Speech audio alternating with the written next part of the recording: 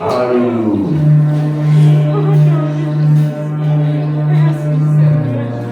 Merci pour ta présence. Merci pour ta présence. Merci Jésus. Alléluia.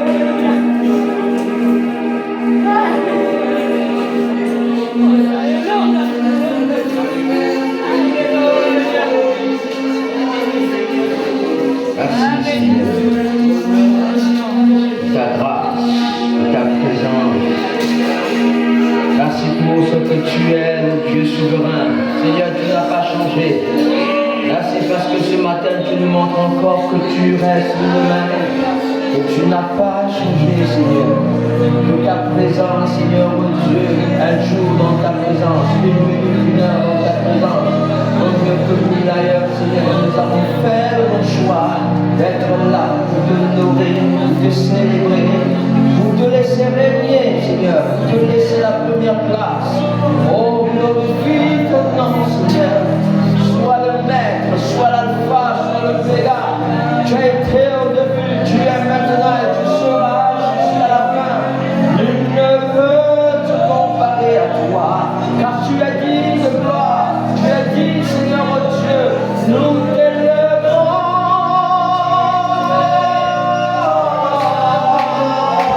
Sois élevé, nous t'élèverons.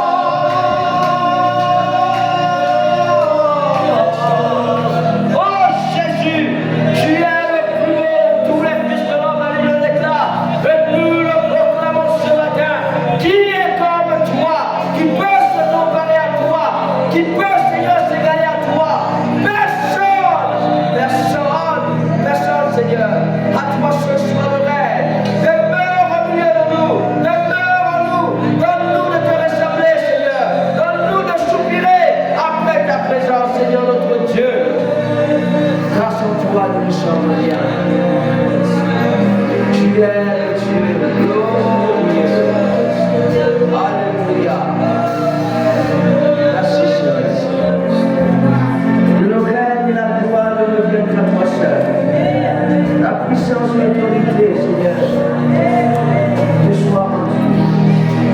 Au nom de Jésus. Au nom de Jésus. Au nom de Jésus. Gloire à toi, Seigneur. Dans ce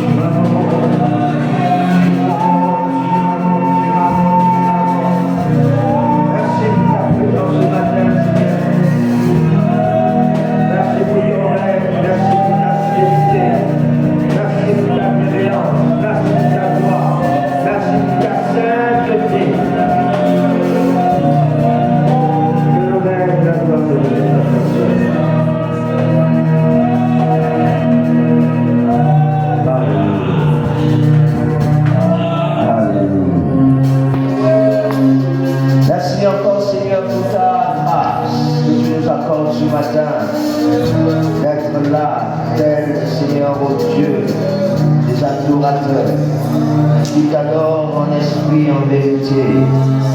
Merci encore de glorifier ton nom au milieu de nous et de honorer ta grâce, ta présence. Merci Seigneur pour tout ce que tu fais, pour tout ce que tu as fait et pour tout ce que tu feras. Au nom de Jésus, nous nous abandonnons à toi et nous laissons complètement, totalement nos vies et nos pensées, Seigneur, entre tes mains. Dispose, Seigneur, toutes choses. Et fais que toute chose concourt à notre bien ce matin. Par ta grâce infinie, par ta puissance infinie. Merci pour ce que tu as touché pendant ces moments. Merci parce que tu fais grâce, Seigneur, à qui tu veux, comme tu veux, quand tu veux, où tu veux, Seigneur, oh Dieu, selon ton infinie grandeur. À toi ce soit le rêve. Toi qui vis pour l'éternité, au nom de Jésus, nous avons prié. Amen.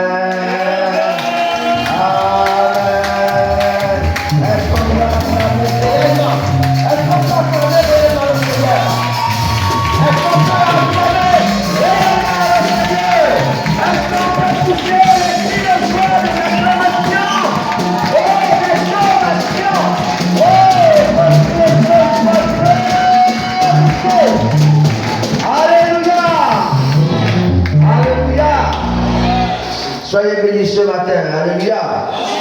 Soyons tous bénis ce matin. Amen, amen.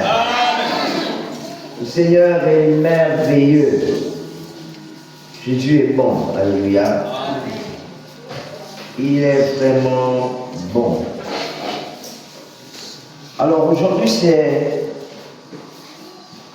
la journée nationale de l'enseignement. Alléluia. Amen.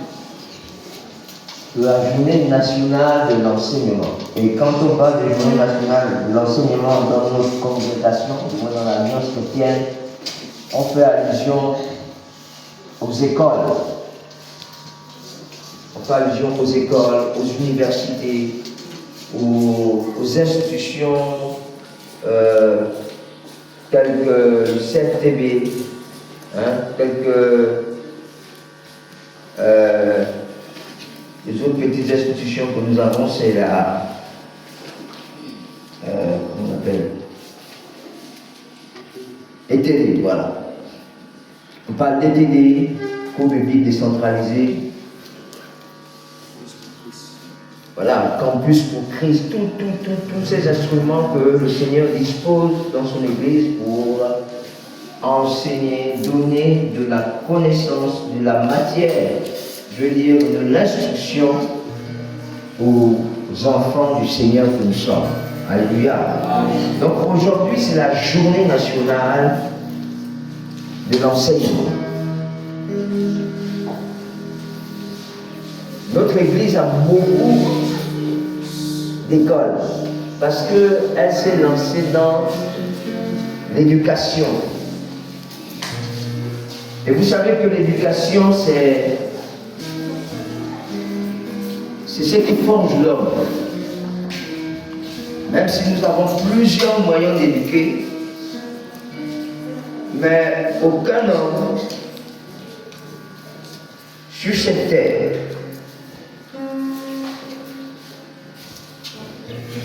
ne peut se dispenser de l'enseignement. Alléluia. Amen. Ça dit même si à un moment donné on abandonne l'école, et ce qui est sûr, on passe quand même par l'école.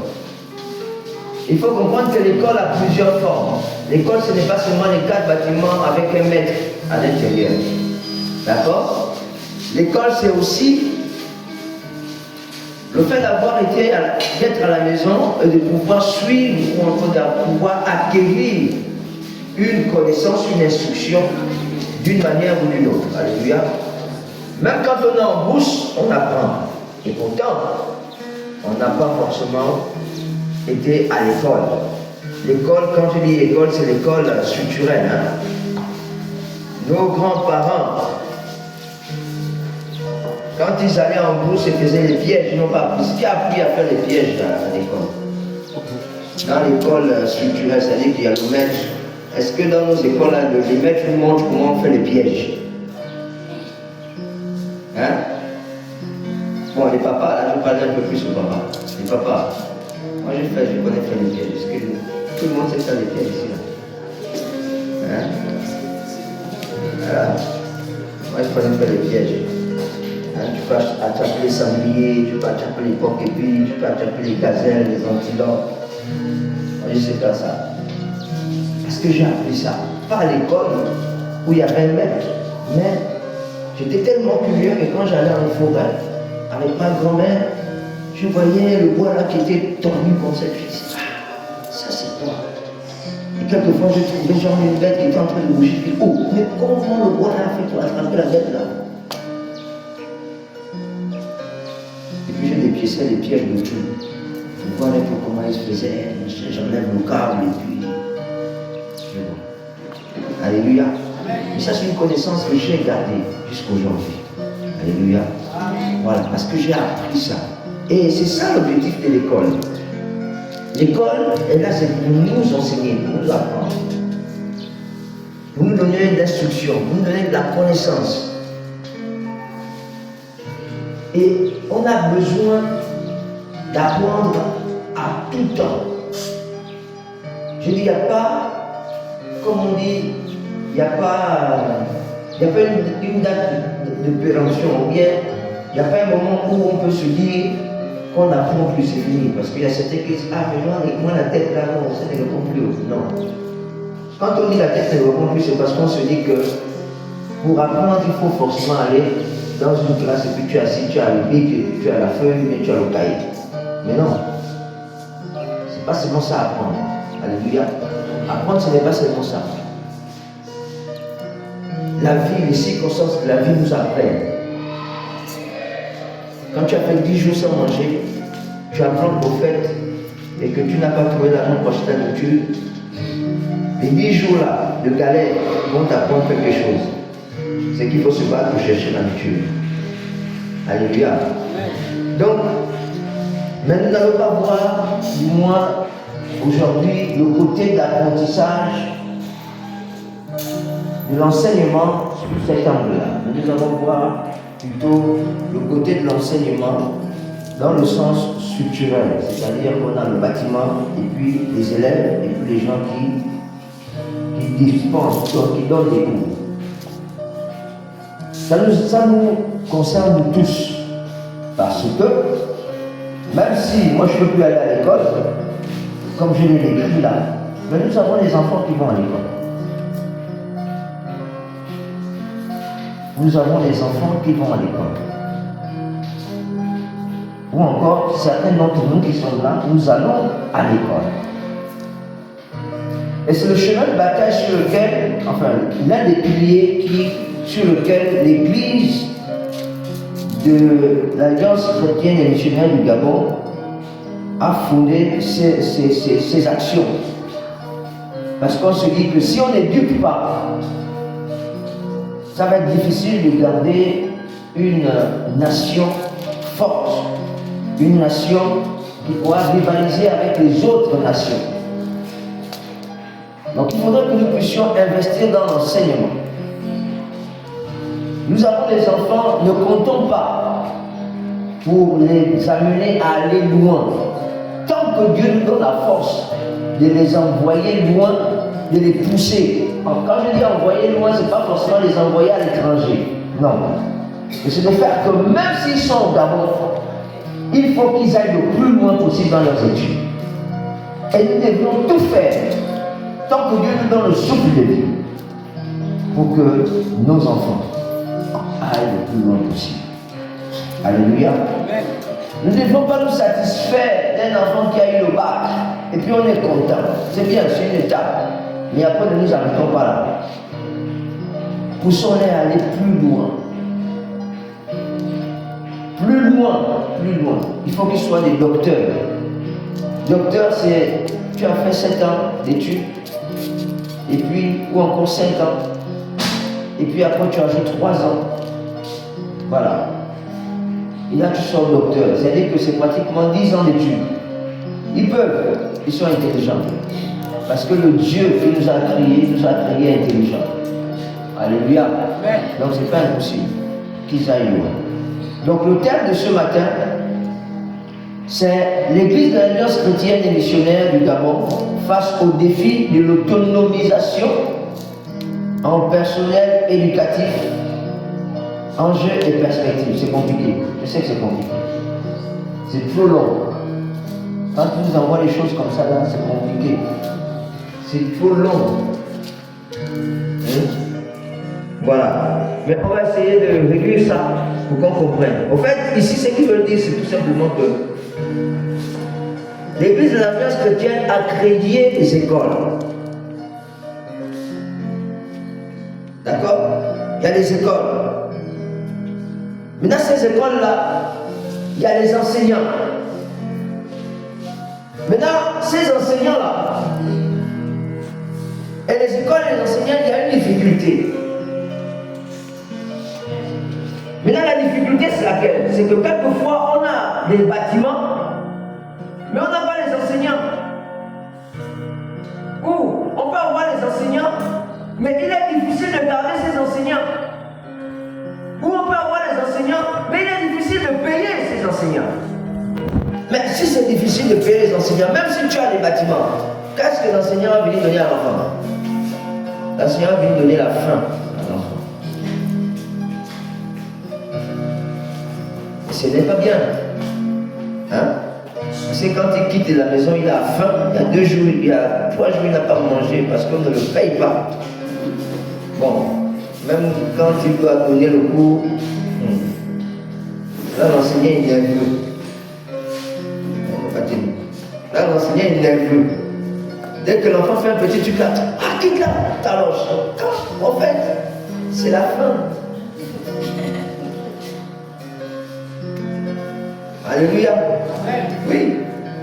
Alors que s'il a mangé, quand il vient le matin, laissez, même si l'enfant c'est quelqu'un de difficile, il va le prendre avec beaucoup de tendresse. Non, c'est parce qu'il sait que bon, je suis là, et puis on m'encourage pour ce que je fais. Alléluia. Oui. Donc, c'est ce problème-là qui, aujourd'hui, fait que c'est un défi. C'est quoi? Qu'est-ce qu'on appelle défi? Le défi, ce sont les obstacles. Hein? Les obstacles, c'est-à-dire les difficultés, les événements qui viennent et qui rendent difficile le projet qu'on a envie justement de réaliser. Alléluia. Beaucoup d'entre nous avons des défis dans leur vie. Les plus jeunes, quelquefois, ils vont à l'école, mais ils pensent que c'est difficile. C'est un défi de se réveiller le matin, de s'habiller et d'aller à l'école. C'est un défi pour eux d'étudier. Il y en a qui ont des difficultés à étudier. Mais il faut qu'ils se fassent violence pour étudier. Nous aussi, en tant que parents, nous sommes confrontés à des défis. Et c'est la même chose justement pour ce projet-là que l'Église a mis en place, de vouloir éduquer, enseigner les enfants, nous éduquer également nous les grands. Parce que même à l'Église également, ça, c'est en fait un moyen d'enseignement. Alléluia. Le terme, ils l'ont tiré dans Colossiens, chapitre 3, verset 23. Ça, c'est le texte. Le texte de base, Colossiens 3, verset 23. Que je nous invite à lire en nous tenant debout tout simplement. Et je veux lire pour nous tous.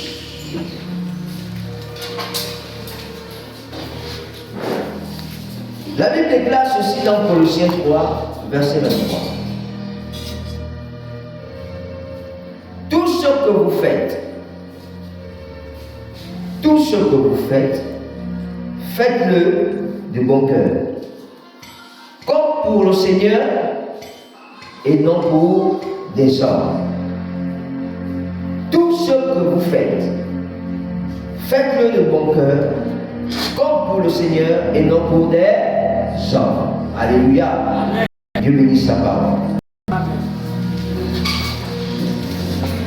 Donc, l'Église de l'Alliance chrétienne et missionnaire du Gabon face au défi de l'autonomisation en personnel éducatif.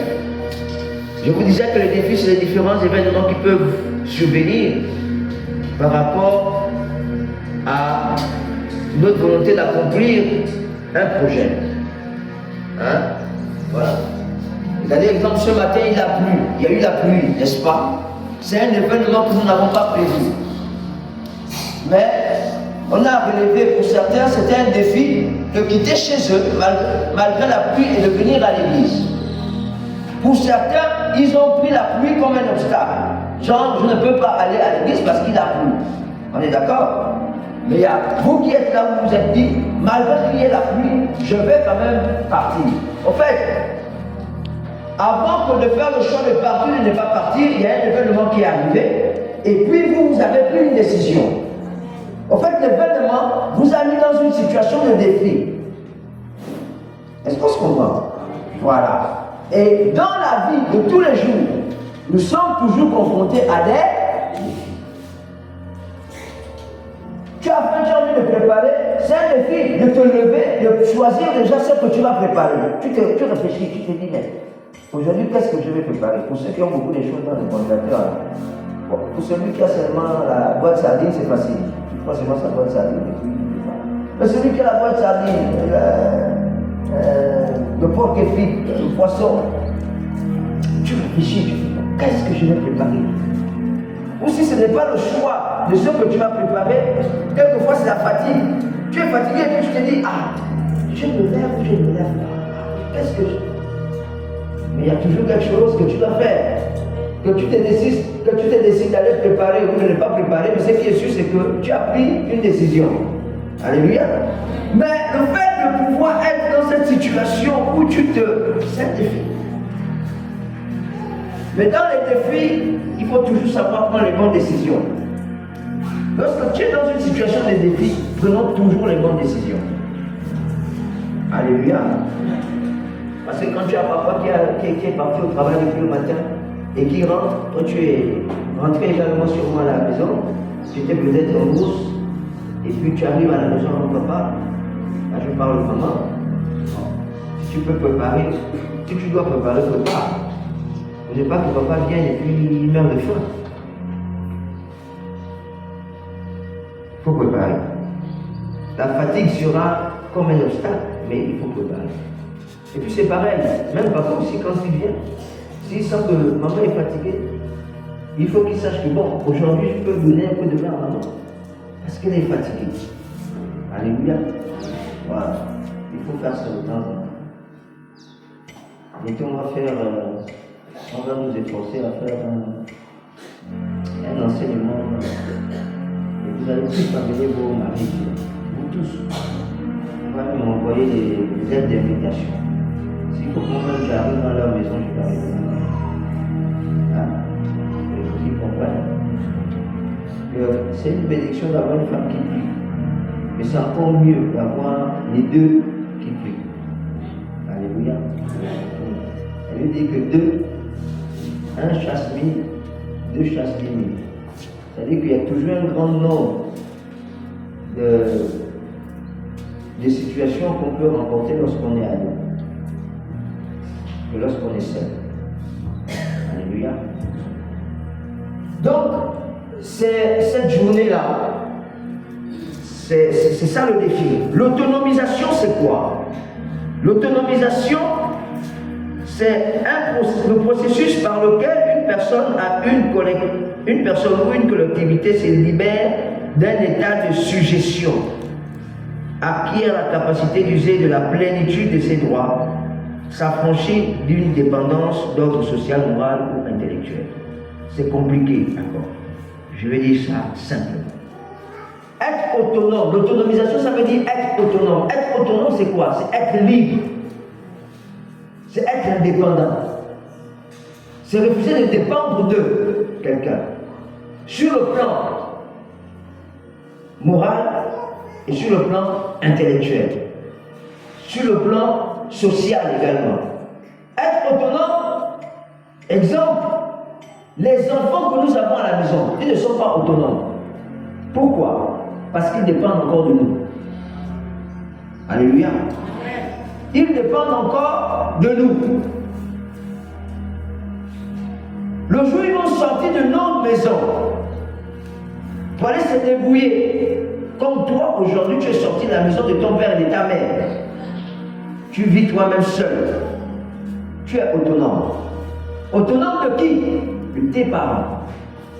Mais je ne sais pas s'il y a autre chose qui te garde captif. Parce que si tu restes captif, tu as encore de beaucoup de choses qui t'empêchent justement de t'épanouir. C'est que tu n'es pas autonome. Ce qui est bien, c'est que Christ nous a affranchis. Hein? Du péché et du jugement. Alléluia. Christ nous a rendus libres.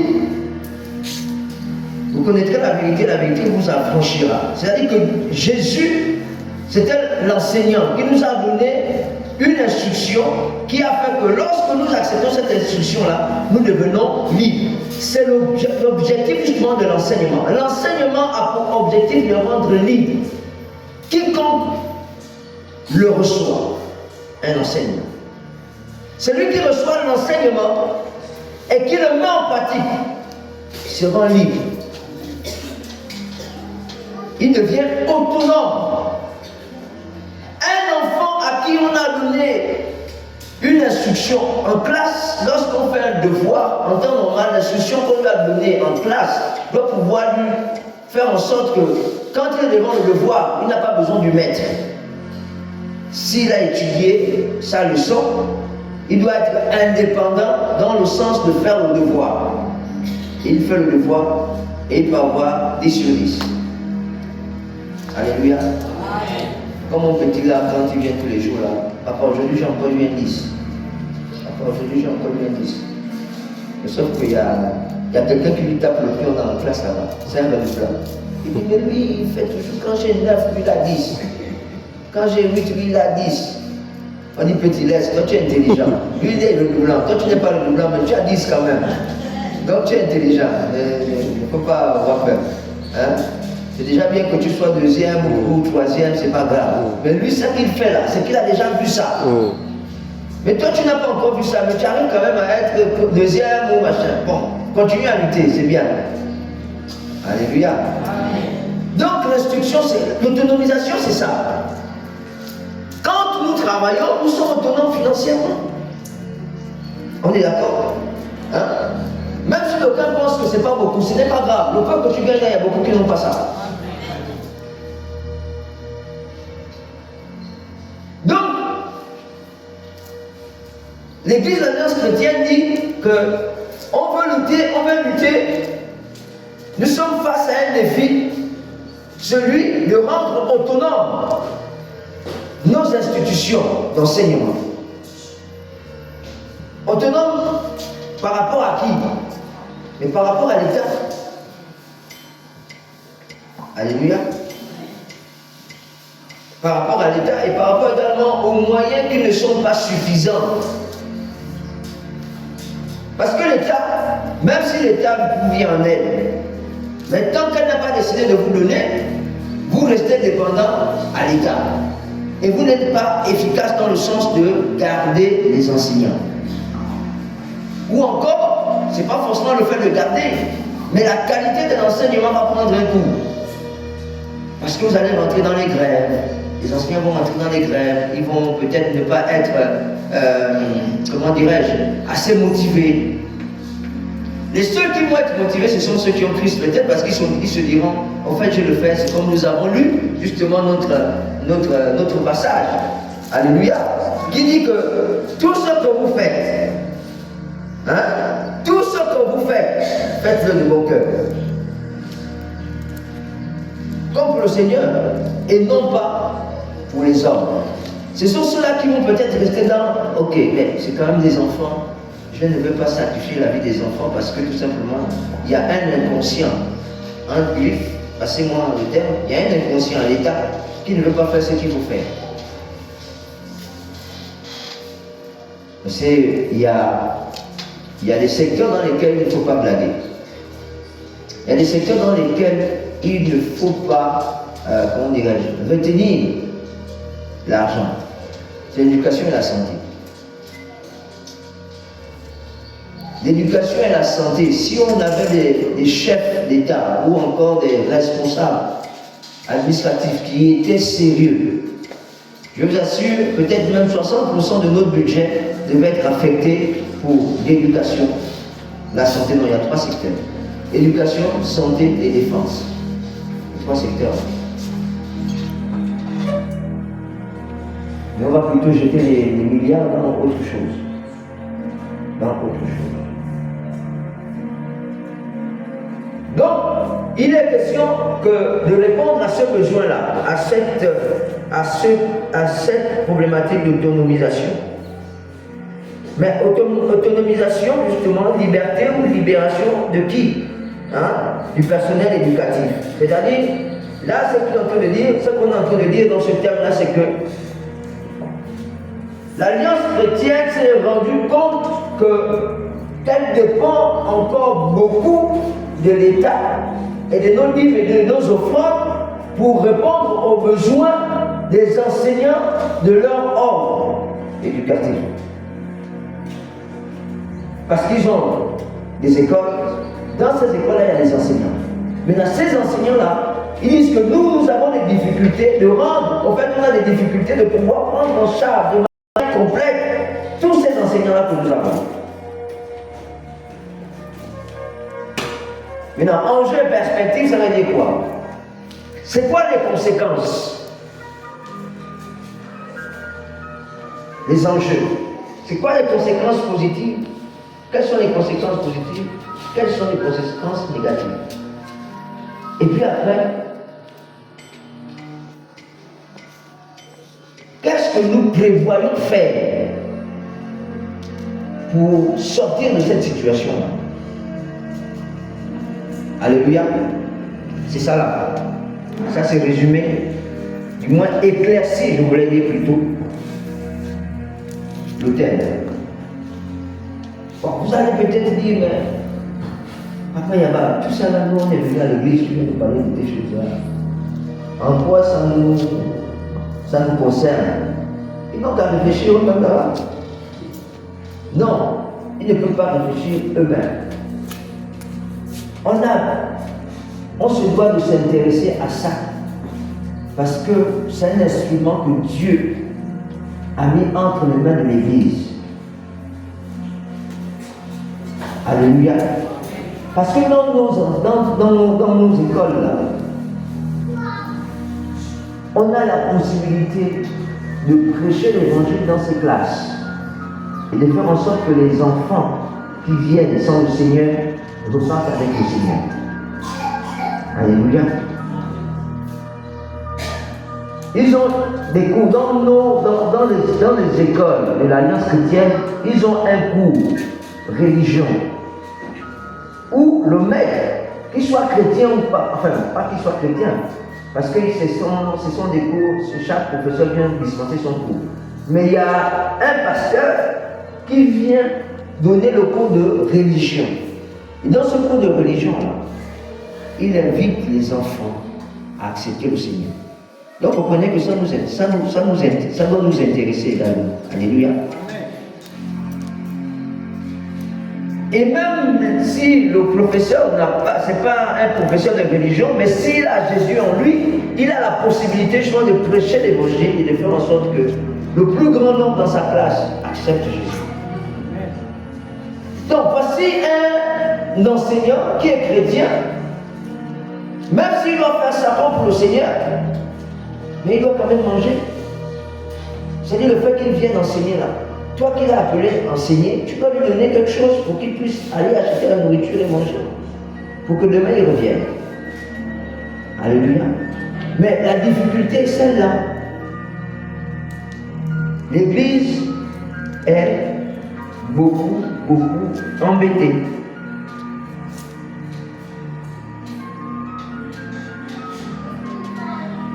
Je vais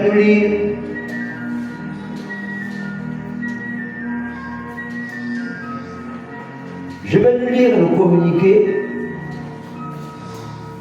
qui a été fait à l'occasion de cette journée, qui a été envoyé partout dans le monde, enfin partout dans le Gabon. Je vais lire ça. Ça va peut-être faire office justement de prédication. Je ne vais pas commenter. C'est peut-être 2-3 petites choses que je vais dire à la fin après avoir lu ça. D'accord?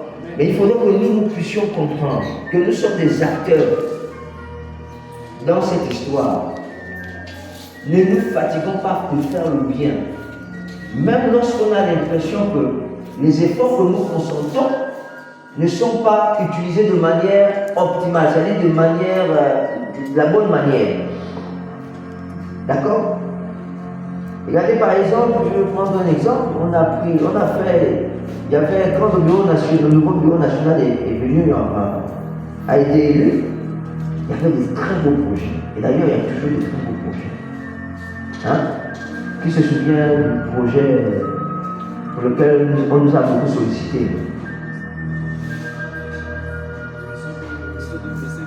Hein? Hein? Horizon 2025. Dans Horizon 2025, il y avait quoi dedans? Il y avait l'achat de bus, justement, les agences de transport, tout ça. Il y avait la construction justement de l'université, de l'Alliance. Il y avait tout ça. Alléluia. On nous a sollicité. Pour certains qui sont encore là, peut-être pas pour les nouveaux, mais tous ceux qui sont anciens, qui sont là. Vous savez que nous avons donné 15 000, 20 000, 10 000. Nous avons donné ça. Et puis on nous a montré également qu'on avait déjà ouvert une agence de transport. Et puis après, on a encore entendu que finalement, tout l'argent qu'on a envoyé n'a pas été utilisé comme pour ce pourquoi on a envoyé. Et beaucoup se sont découragés, comme moi. Je me suis découragé, je me suis dit, mais attends, on ne va pas passer toute une vie à recommencer.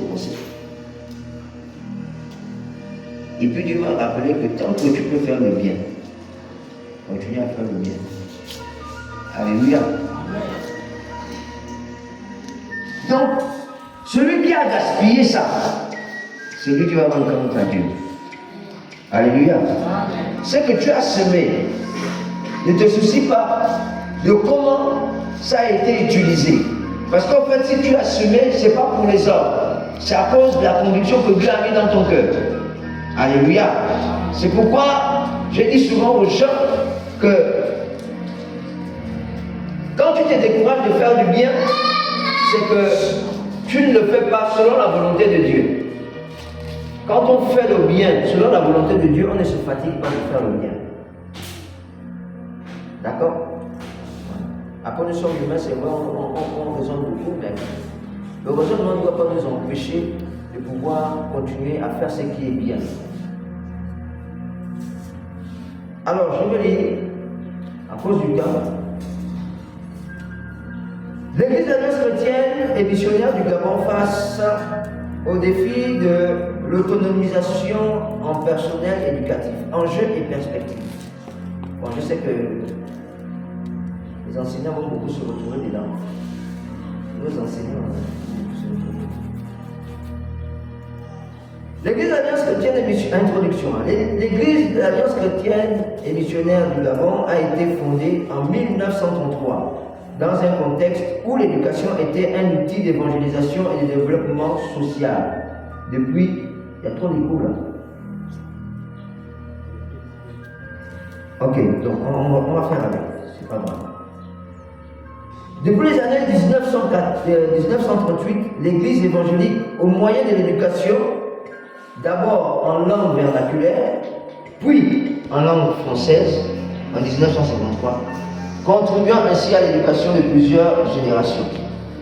Aujourd'hui, cette mission est menacée par l'influence du personnel éducatif, notamment le personnel enseignant pris en charge par l'État. En effet, le partenariat défini par la loi 21/84 du 29 décembre 1984 fixant les règles applicables à l'enseignement privé en République gabonaise, franchement, je vous dispense de tout ça. Les décisions prises par les plus hautes autorités de la République concernant la gratuité des frais de scolarité impactent négativement la gestion de l'œuvre scolaire. En effet, le paiement partiel et tardive des frais d'écolage entraîne l'asphyxie financière dans nos établissements secondaires, compromettant gravement la prise en charge des vacataires et même des bénévoles, car c'est le secondaire qui soutient financièrement le premier degré. Donc ce qu'ils sont en train de dire ici, c'est quoi? C'est que l'État a dit qu'on ne doit plus payer. Au secondaire, on ne doit plus payer. Même si ça reste encore une situation qui amène à beaucoup de débats. Parce que nous savons que la confession catholique, eux, ils sont en mode, vous payez, quitte à ce que l'État nous rembourse, et puis on vous rappelle, venez prendre votre argent. Mais au niveau justement de l'Alliance chrétienne, eux ils sont rentrés dans le modèle où ils ne payent pas. Et il y a une subvention qui leur est donnée. Mais le fait de ne pas payer au secondaire fait que le primaire, où il n'y a pas assez d'argent, ils n'arrivent pas à payer les enseignants du secondaire. Parce qu'au secondaire, ce ne sont pas seulement ceux que l'État envoie qu'ils emploient. C'est-à-dire, l'État, sur pratiquement 42 enseignants ils ont peut-être 15 que l'État envoie. Mais la différence, c'est ce qu'on appelle les vacataires. Les vacataires, c'est quoi? Ce sont ou les volontaires. Les vacataires ou les volontaires, c'est qui? Ce sont des gens qui ont un bon niveau, par exemple, de scolarité, ou qui sont partis à l'école, qui ont fait, exemple, les mathématiques, et puis on te dit, bon, toi, tu fais mathématiques, j'ai besoin de toi pour venir enseigner les classes de 6e. Et quand ils arrivent, là, il faut les payer. Mais ce n'est pas l'État qui les paye. C'est l'Alliance chrétienne qui les a appelés, qui les paye. Mais ils les payent avec quoi? Avec l'argent que les parents d'élèves viennent donner. Mais si l'État dit que ces parents d'élèves ne doivent plus venir donner, et qu'il faut attendre que l'État verse l'argent, alors que nous savons que l'État est un mauvais payeur, dans le sens où ils vont vous dire qu'ils vont vous payer, mais ils vont vous payer peut-être dans 5 mois. Mais pendant les 5 mois-là, je fais comment vous payer le vacataire, le prof de mathématiques que j'ai pris pour venir enseigner les enfants. Ils ne peuvent pas. Est-ce que vous comprenez? Bon, mais c'est simple. Nous, on a des exemples ici. On a des exemples ici que je connais moi-même. Les pauvres, ils sont là, jour et nuit. Même le peu qu'on donne là, c'est vraiment, comme disent, passez-moi le terme, sont les pipis des chats. Vous connaissez ça comme l'expression pipi des chats? Qui a jamais vu le chat uriné? Vous n'avez pas encore vu le chat uriner? Oh! Vous voyez le chat uriner? Le chat ne met pas du temps à uriner. Et puis c'est pipi, c'est tac, tac, et puis il est parti.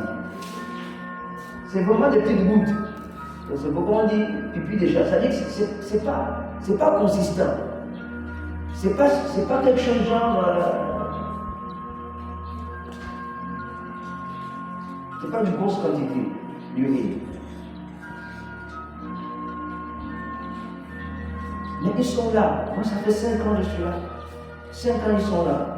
Et si on vous dit les difficultés qu'ils traversent par rapport au sacerdoce qu'ils ont là, je vous assure, ça dit que vous allez prier tous les jours pour que Dieu fasse grâce. Et quand tu t'imagines qu'ils sont dans cette situation, et toi tu les obliges à ce que les résultats suivent, à un moment donné, tu as l'impression que tu es ingrat. Même pas que c'est même pas une impression, mais c'est bien une gratitude parce que on est capable de faire quelque chose, mais on exige que les résultats suivent. Donc l'État est dans cet dilemme-là. C'est un peu difficile. Donc nous allons passer tout le tralala. La situation de l'école normale des instituteurs de l'Alliance chrétienne et missionnaire, de l'Alliance chrétienne, n'est pas non plus reluisante, car depuis 7 ans, cette école n'a plus reçu d'étudiants en formation. Il y avait une école de formation pour les enseignants, mais depuis 7 ans, on ne forme plus. Pourquoi on ne forme plus? Parce qu'il n'y a plus d'argent pour subventionner les enseignants qui doivent venir enseigner les enseignants. Il n'y a plus d'argent pour acheter le matériel didactique. Il n'y a plus. Cette école n'a plus reçu d'étudiants en formation. Cette condition déplorable est à l'origine de l'insuffisance des enseignants dans nos salles de classe du premier degré et la fermeture provisoire de certains établissements. Exemple du peu primaire de Moabi par manque d'enseignants et des apprenants. De même, certains chefs d'établissement et personnels administratifs sont obligés de tenir les classes. C'est normal. Si on ne forme plus, il n'y a plus assez d'enseignants, on sera obligé de prendre un enseignant pour 2 classes, un enseignant pour 3 classes, un enseignant pour 4 classes. Et c'est difficile. Alléluia. Au demeurant, la conséquence de cette pénurie est le recours systématique aux enseignants bénévoles. Donc quand il n'y a plus d'enseignants formés et envoyés par l'État, on a envie plutôt de prendre maintenant des gens à l'extérieur. Mais ces gens qu'on prend à l'extérieur, c'est pourquoi dans nos établissements, si vous vous rendez compte, regardez bien que pour tous ceux pour mathématiques, sciences physiques, sciences nat, vous ne citez que ces matières. Qu'est-ce que vous avez remarqué? C'est plus les étrangers que les Gabonais qui dispensent. Du moins à mon époque, tu as un professeur de sciences physiques, c'est un étranger. Tu as un professeur de sciences nat, c'est un étranger. Physique, c'est un étranger. En ce temps-là, pour voir les Gabonais, c'est peut-être histoire géo, anglais, un peu français. Mais sinon, les autres matières-là, ce sont les expatriés. EPS, là-bas, c'est versé. Les Gabonais étaient versés là-bas. EPS, là-bas, c'était 100%. Mais les autres matières scientifiques là, c'est-à-dire, comme il y avait absence au Gabon, on prenait plutôt les étrangers. Ce sont ceux-là qu'on appelle les bénévoles. Enfin, pas les bénévoles, mais les vacataires. On les prend, mais il faut les payer. Et vous pouvez imaginer. Quelquefois, on a l'impression qu'ils gagnaient beaucoup d'argent. Mais quelquefois, c'est faux. Hein. Ils ne gagnent pas beaucoup d'argent. Quand vous voyez ce qu'on les paye, c'est peut-être 300 000. Ça, c'était à mon époque. Non, à l'époque d'aujourd'hui, ça a changé parce que même pour les enseignants aussi, ça a changé. Les enseignants, ça a aussi changé. Quand vous allez rentrer dans la bénédiction qui arrive, vous allez voir que ça a changé. Ce n'est plus comme avant. Mais quand tu avais, exemple, un béninois qui faisait cours de mathématiques et il gagne 300 000, 400 000 francs, il était aux anges. Parce qu'au Bénin, ça c'est le salaire d'un ministre. 400 000, c'est le salaire d'un ministre au Bénin. Mais ici, là, au Gabon, 400 000. Oh, quelquefois, quelqu'un qui manœuvre plus il a 400 000. Tu as fait tes heures supplémentaires, machin, tu fais à la fin du mois 400 000. Mais eux, au Bénin, je vous dis bien, 400 000, c'est le salaire d'un ministre. Quand on était au Sénégal, quand on allait prendre la bourse, les Sénégalais étaient étonnés. Comment votre pays vous donne autant d'argent? Mais l'argent que vous prenez de la bourse là, mais c'est le salaire d'un infirmier, d'un médecin au Sénégal. 300 et quelques mille. On te dit 300 et quelques mille, c'est l'argent du médecin dans un hôpital. Tu te dis, attendez, je suis dans quel monde? Mais c'est vrai. Je dis peut-être ça a changé aujourd'hui, mais c'est vrai. Alléluia. Ça a changé.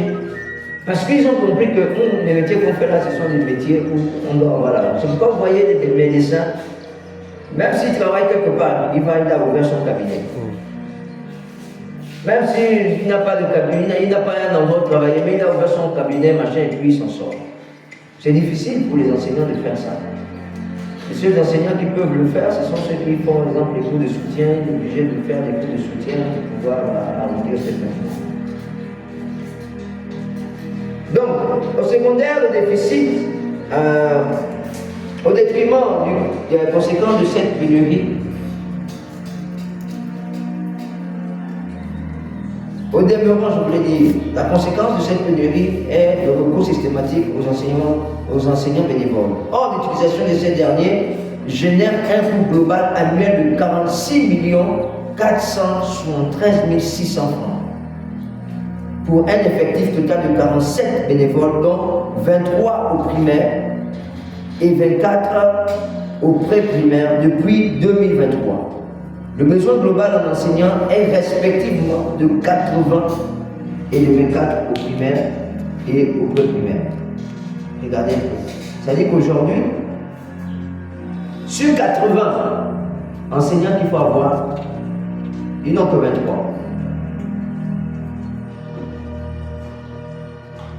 Ils n'ont que 23.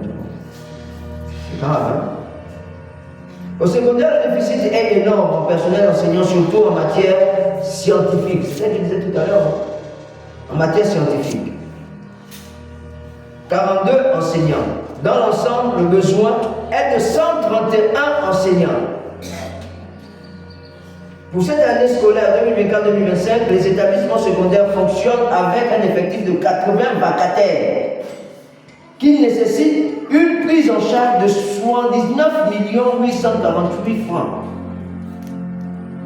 mobilisant ainsi l'essentiel des ressources financières et au détriment des autres charges de fonctionnement, SCG, entretien des locaux et espaces verts, charges diverses. Le montant global annuel de la prise en charge des bénévoles et des vacataires revient à 126 321 600.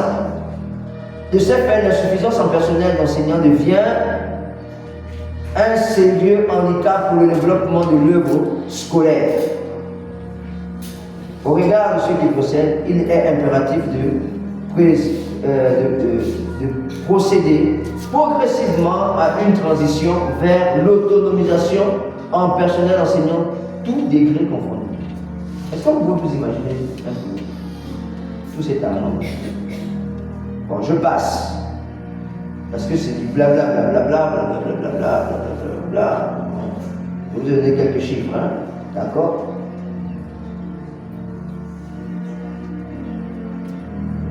Je vais nous lire les enjeux. Les enjeux, comme je disais, ce sont les qu'est-ce qui se passe. Les enjeux. Qualité de l'éducation et de l'enseignement. L'un des principaux enjeux est d'assurer une éducation de qualité qui prépare les élèves à relever les défis du monde moderne. L'autonomisation en personnel enseignant est essentielle pour garantir un enseignement de qualité, aligné sur les valeurs chrétiennes et les standards éducatifs mondiaux. Ça, c'est ce qu'on veut atteindre. Inclusion et qualité et équité. Le HCMG doit veiller à ce que tous les enfants, indépendamment de leur origine socio-économique, aient accès à une éducation de qualité. On veut une éducation de qualité. Quand l'enfant vient à la maison, quand tu poses la question 1 plus 1 égale combien? Tout de suite, 1 plus 1, papa, égale à 2. Et tu as l'enfant, 1 plus 1 égale combien? 1 plus 1.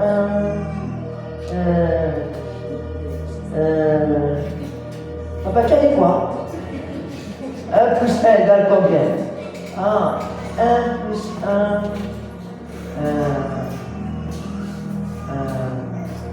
Oh papa, le maître ne nous a pas encore montré ça. Ouais.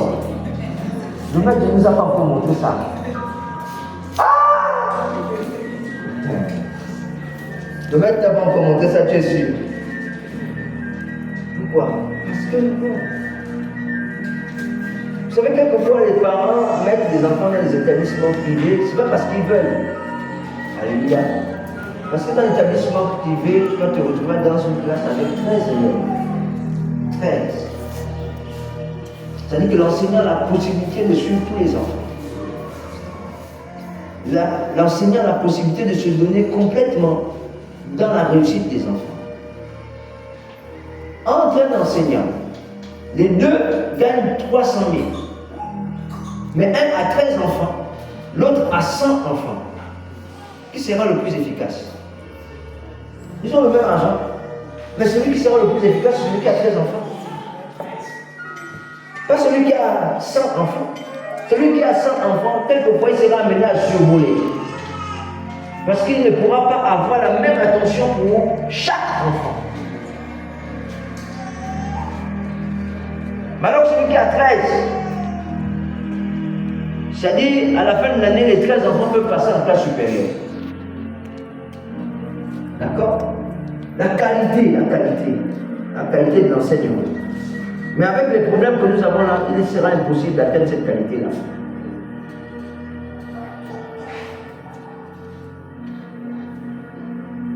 La pérennité de la commission éducation et impact sur la communauté. Sans un personnel enseignant abondant, disponible, bien formé et motivé, la mission éducative de l'Église risque de perdre en crédibilité et en efficacité. Un personnel enseignant autonome et compétent peut contribuer au développement socio-économique et spirituel des communautés locales, renforçant ainsi l'influence de l'Église. Fidélisation des fidèles. Une éducation de qualité au sein de l'Église pour renforcer l'engagement des fidèles et attirer de nouveaux membres, notamment les jeunes. C'est-à-dire si l'éducation des écoles, enfin si la qualité des écoles de l'Alliance chrétienne est bien, nous parents, nous aurons de plus en plus envie d'inscrire nos enfants dans ces établissements-là. C'est vrai ou c'est faux? On a envie d'inscrire nos enfants dedans.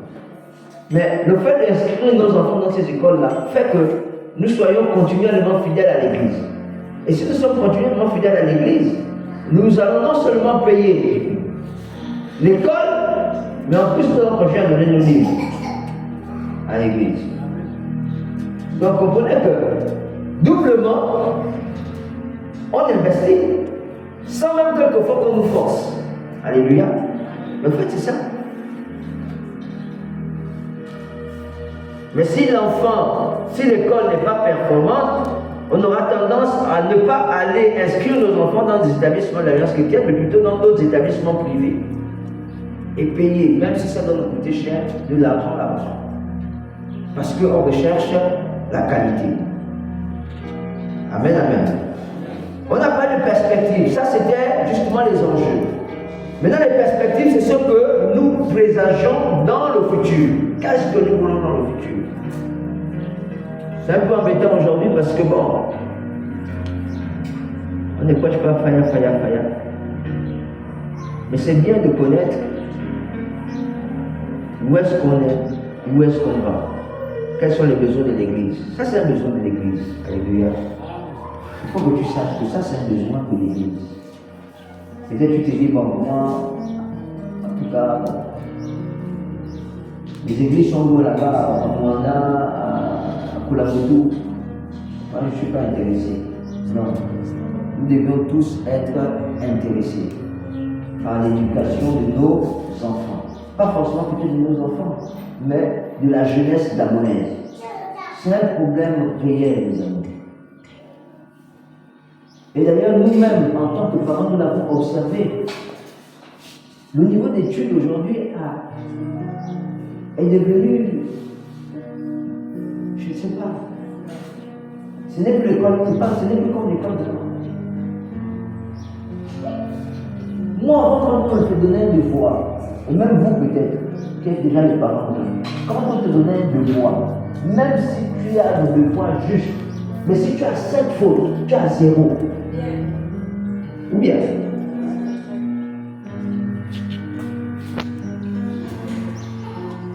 on te fait un devoir, mais si tu as 5 fautes dans le devoir, là, tu as 0. C'est par pitié que l'enseignant va te mettre 5, parce que c'est quand même juste. Mais à cause des fautes, tu perds des points. Mais aujourd'hui, là, l'enfant a trouvé, il y a 1000 fautes. Approche-toi. Pas compétence. Ah, pas la compétence. L'enfant a juste, il a 20 fautes. 10 sur 10. On va où?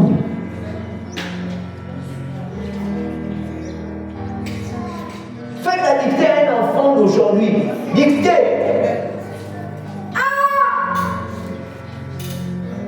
Même terminale. Prenez un enfant de terminale aujourd'hui. Faites-lui la dictée.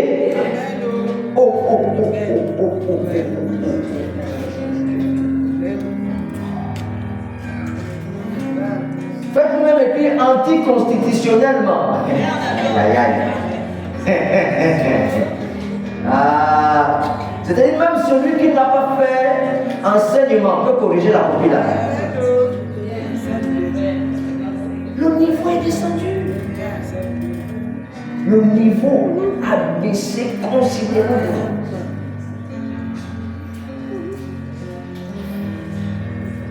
C'est entre les gens, les enseignants, qui vont à l'enseignement juste parce qu'il faut travailler, pas par vocation. Parce qu'il y a des enseignants, il y a des gens qui vont à l'enseignement parce qu'il faut qu'ils s'occupent. On va encore faire comment? J'ai cherché là, je n'ai pas trouvé. Mais il n'y a que l'enseignement. Alors qu'il y en a qui vont parce qu'ils ont le cœur de ça. Ils se disent, j'ai envie de me multiplier dans la vie des enfants. Parce que lui-même, il sait qu'il est bien, il est bon. Il a ça dans la tête. Il se dit, non, j'ai donné ce témoignage-là ici, là. Ma femme s'est fait enseigner, s'est fait traiter par une femme qui avait été enseignée par mon père. Elle est docteur. Mais quand elle a su ça, elle dit, hé, l'homme là, non, je ne sais pas comment j'ai perdu de vue l'homme là. C'est quelqu'un qui voulait se multiplier dans la vie des enfants. Il y avait la rigueur, il y avait l'envie justement que l'enfant soit bien. Que l'enfant réussisse. Et vous pouvez savoir la fierté d'un enseignant.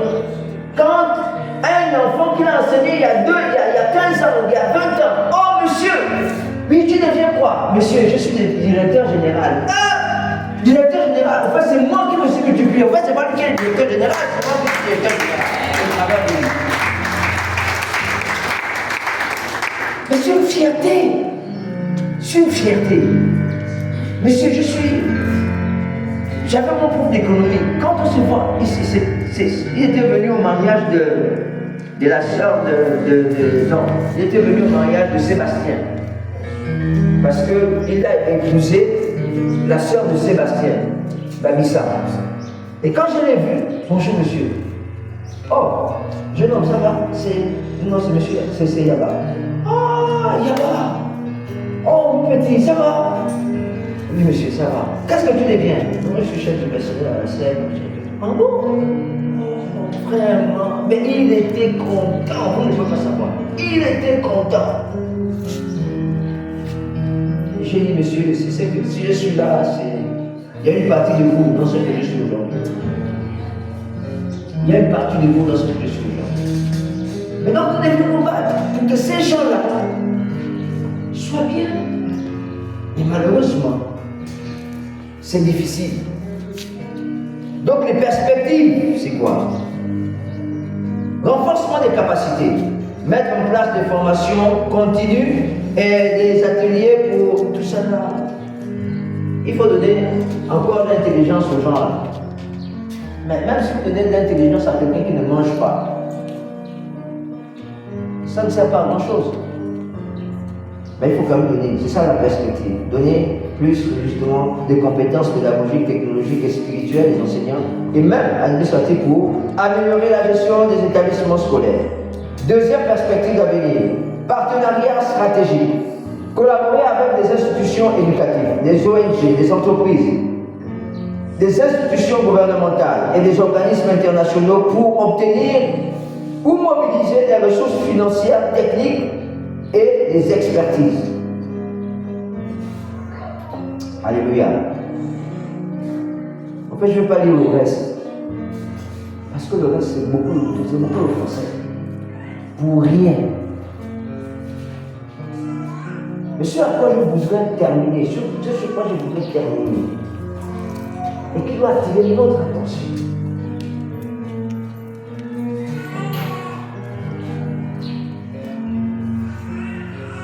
Ce que tu sais faire, ou ce que tu dois faire, fais-le.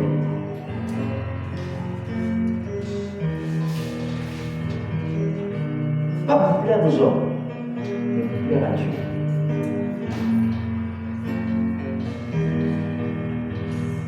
Si tu peux aider quelqu'un, ça dit ces gens-là, moi je me... Enfin, vous allez peut-être dire, mais le type là, il parle toujours de quand il était... Oh, je ne peux pas donner des exemples que je n'ai pas vécu. Je suis obligé de vous donner des exemples que moi j'ai vécu. Je me souviens, j'étais encore petit. Et maman était enseignante. Papa et maman étaient enseignants. Donc partout ils sont passés. C'est peut-être pourquoi je suis arrivé pour l'aide justement de ces gens. Mais je me souviens, quand là on était chez moi à Chibanga, à Kevin Zami, pour ceux qui connaissent, à Kevin Zami. Les maîtres ou les maîtresses ne soufflaient pas. Je vous assure, ne soufflaient pas. Ils n'avaient peut-être pas beaucoup d'argent. Parce que je voyais quelquefois les bulletins de maman. 15 000 stagiaires. 15 000. Mais le 15 000 francs dans ce temps, il ne faut pas savoir ce que c'était. C'était de l'or. Mais en dehors de 15 000, chaque samedi, je dis bien chaque samedi, c'était au moins 2 fois que qui venait. Les tubercules, la banane, l'otaro, l'huile. Chaque fin de semaine, on apportait ça aux enseignants. Donc attendez-vous, imaginez-vous. Ou encore pire. Le mec, quand il quitte de chez lui, et puis il marche dans le village, vous ne pouvez pas. Quand il s'arrête quelque part, oh mec, montez, on les appelait comme ça, chez nous. Montez. Oh,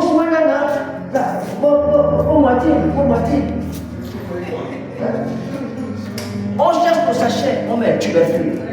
Il s'arrête dans le faisant, montez. Pendant qu'il conduit, les parents disent montez là, les enfants vont se cacher parce que c'est le maître. Ou bien, je voyais que c'était moi seul qui vivais ça.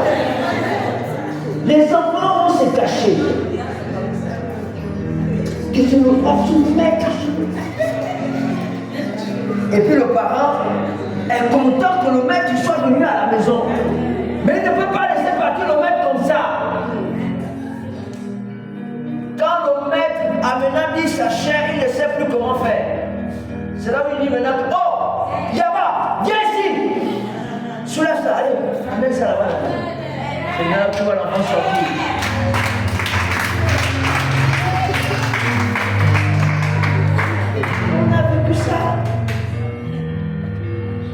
On a vécu ça. Et des choses comme ça, tellement la société nous a gaspillé. On ne peut même plus faire ça. C'est-à-dire même quand la maîtresse dit amenez 100 francs pour acheter la crêpe. Dès que l'enfant amène, vous vient nous dire ça. On est déjà en mode l'école n'achète pas ça. L'école n'achète pas ça. On ne leur donne pas l'argent pour ça. C'est vrai ou c'est faux? Oui, c'est ça qu'on dit. Moi je me souviens. J'ai dit ça, c'est moi-même qui dis ça. Chaman vient à la maison. Papa, la maîtresse a dit il faut donner 20 000 francs pour le cahier de sel. J'ai dit quoi? Je lui ai dit tu as des problèmes ou quoi? Quel 20 000 francs? Cahier de sel. Moi j'ai fait mon propre cahier de sel. Va me chercher ce que j'ai envoyé là-bas pour qu'on te fasse au cahier de sel. Tu ramènes moi-même, je vais faire. Pourquoi? Parce que j'ai entendu il faut donner 20 000. Mais quand je me renseigne, au fait l'enfant a donné une fausse information. C'est pas 20 000. C'est pas 20 000. C'est 4 fois moins que ça. Et même que, quand j'avais déjà donné le cahier et les feutres, elle dit non, pour que les cahiers soient uniformes pour tous les enfants de notre école, donner 5 000 normalement. Mais comme j'ai déjà donné le cahier et les feutres, donner quand même 3 000 francs pour que on donne au gars, à la personne qui va faire les cahiers. Mais j'ai dit petit, tu vas me faire tomber à genoux parce que j'avais déjà des pensées que ça c'est encore quelle histoire de 20 000 à l'heure là. Est-ce que vous comprenez? Si on était encore à l'ancien temps là, ce qu'on aurait fait, nous également pour nos enseignants, c'est peut-être de faire genre chaque week-end et chaque quinzaine, chaque fin du mois. Ou bien? Non, ça je ne dis pas parce qu'ils sont là. Surtout pour ceux qui sont avec nous. Chaque fin du mois, on met un petit 1000 francs, 1000 francs, 1000 francs, 1000 francs, 1000 francs, 1000 francs. Et pour ceux que vous faites pour nos enfants là, ou bien? Est-ce qu'on ne peut pas faire ça? Est-ce que c'est impossible de faire ça? C'est qu'il faut que quand les autres vont voir ça, vous savez que c'est un moyen d'évangélisation. Quand ceux qui sont à l'extérieur, moi ceux qui sont avec eux, mais qui ne prient pas avec nous, vont voir ça. On se dit, oh, il y a quelque chose qui se passe dans cette église. Il y a quelque chose qui se passe dans cette église. Il y a tellement de moyens pour attirer les gens au Seigneur. Tellement. Et même que quand on va faire ça, comprenez que pendant que les autres vont être en train de crier, eux ils sont tranquilles chez eux. Et même qu'au travers du peu qu'on va leur donner, ils peuvent justement aussi aider les autres pour les amener justement à accepter le Seigneur dans leur vie. Alléluia. On peut faire ça, non? Est-ce qu'on peut faire ça? Bon. Là, je dis, est-ce qu'on peut faire? Je vais changer la question. Enfin, je vais changer la façon de dire. On fait. Hein? On fait, non? Non, moi, dans tous les cas, je fonctionne avec ceux qui ont compris. Est-ce qu'il n'y a pas possibilité? Est-ce qu'on n'a pas la capacité, même pas la possibilité, est-ce qu'on n'a pas la capacité que chaque quinzaine, chaque fin du mois, on aide nos frères, parce qu'ils n'ont rien, je vous dis. Je ne parle pas d'abord pour l'alliance chrétienne, je parle d'abord des réalités que nous avons ici. Ils n'ont rien. Ils n'ont rien.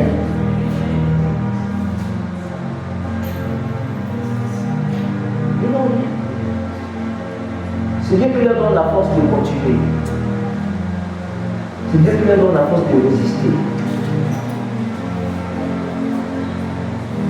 C'est Dieu. Je dis si ce n'est pas Dieu, ils auraient laissé depuis longtemps. Et puis se consacrer à aller faire les plantations. C'est parce qu'ils ont compris que ces enfants-là, il faut qu'on donne le meilleur de nous-mêmes. Donc si nous sommes d'accord, là si vous ne voulez pas, je vais faire ça seul. Il n'y a pas de problème.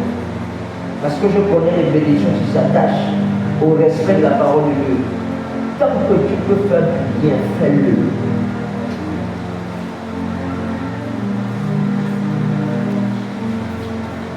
Chaque quinzaine, chaque fin du mois, venez me voir. Ce n'est pas une paye, on ne les paye pas. Parce que ce que nous allons faire là ne peut pas être à la hauteur de ce qu'ils donnent comme énergie. Du sacrifice qui est le leur. C'est dans ces choses-là qu'on reconnaît les véritables églises. C'est dans ces choses-là. C'est pas seulement nous le retrouver ici. Alléluia, imposer les mains des gens tombent, ils sont à gauche, à droite, machin, tout. Non, il n'y a pas que ça. Il n'y a pas que ça. C'est de pouvoir réaliser également tel est dans le problème, tel est dans le problème. Essayons d'aider, essayons. Ah, enfin, essayons, c'est une façon de dire, mais aidons. Chaque fin du mois, chaque quinzaine, c'est une proposition. C'est au moins 5 000. Si tu as au moins 5 000, bienvenue. Si tu as 3 000, bienvenue. Si tu as, viens, donne-moi. Appelle-moi, c'est donne-moi ça. Alléluia. On va voir. On va voir ce qu'on peut faire pour aider ces gens-là. Et c'est la même chose que l'Église veut.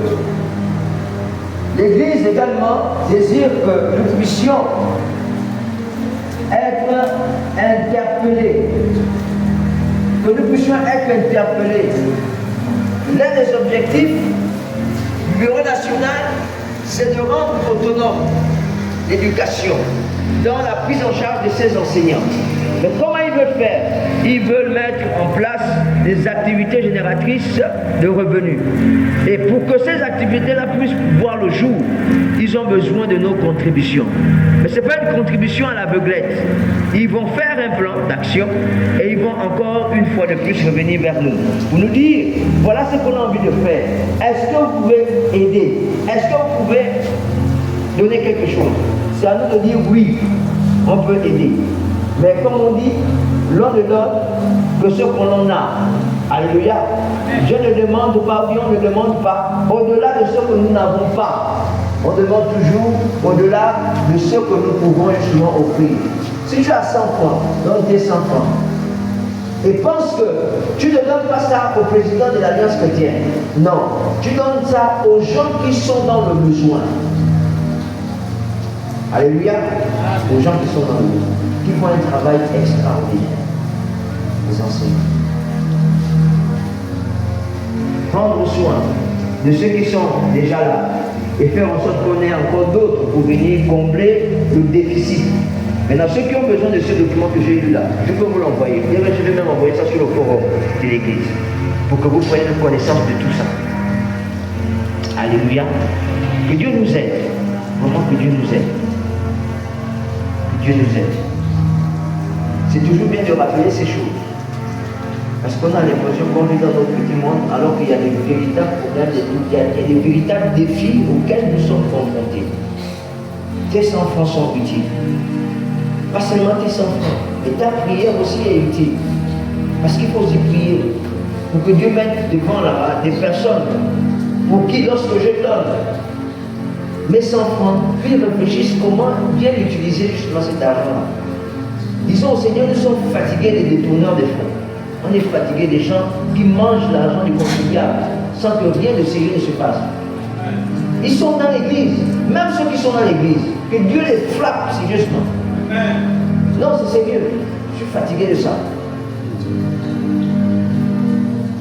On se sait, vous donnez 100 000 francs, et puis après on apprend que non, les 100 000 francs que tu as donné, le gars il a construit sa maison avec. Que Dieu les frappe, que la maison a même tombe. Non, il faut arrêter. Tant qu'on ne va pas invoquer la justice de Dieu dans ces choses-là, ils vont continuer à le faire. Avant qu'ils ne soient là, ils disent qu'ils vont faire des choses extraordinaires. Dès qu'ils sont là, les mentalités changent. C'est comme si on les avait transformés. Et que cette pratique-là tombe au nom puissant de Jésus. On veut des hommes intègres, des personnes qui sont prêtes justement à se donner corps et âme pour améliorer les choses. Alléluia. Oui. Quelquefois, il faut changer dans la prière. Parce que ma femme, quand elle prie comme ça, elle devient encore, oh, la grâce, oh Seigneur, la grâce. Seigneur, pardon. Je dis, non, ma femme, il n'y a plus le pardon dedans. Laisse ça comme ça. Laisse Dieu choisir lui-même. Les mauvais doivent tomber. Voilà. Hein? On est d'accord, non? Voilà. Les mauvais gestionnaires là, ils doivent quitter. On ne veut pas qu'ils meurent, mais qu'ils quittent là, cet endroit et puis qu'ils changent. Et les gens, pour que ceux qui partent là, qui vont arriver là, ne soient plus les mêmes. Alléluia. Nous voulons prier. Nous voulons prier. On va prier. Vous demandez à Dieu. Moi aujourd'hui, c'est pas tant un problème d'argent. Parce que l'argent, on en a. La seule église d'Apéa, quand elle fait ses dîmes et ses offrandes par dimanche, ils n'ont pas moins de 2 millions ou 3 millions. Donc imaginez, si on lance une opération comme ça, c'est possible qu'on atteigne les 40 millions, les 50 millions. Mais ce n'est pas un problème d'argent, c'est un problème d'homme. Le corps de l'homme, le cœur de l'homme est mauvais. Donc nous allons prier pour les cœurs de ces hommes-là. Que Dieu change leur cœur. Parce que ce sont des voleurs, ce sont des détourneurs des fonds. Oui, il faut le dire. Mais le bon cache trop, non, non, ce sont des voleurs. Tous les voleurs, là, oui, on va prier, les voleurs, les détourneurs de fonds, que Dieu les disqualifie. Et devant le voir et prions. N'aie pas peur de prier, prie comme ça. Seigneur, que les voleurs, les tricheurs,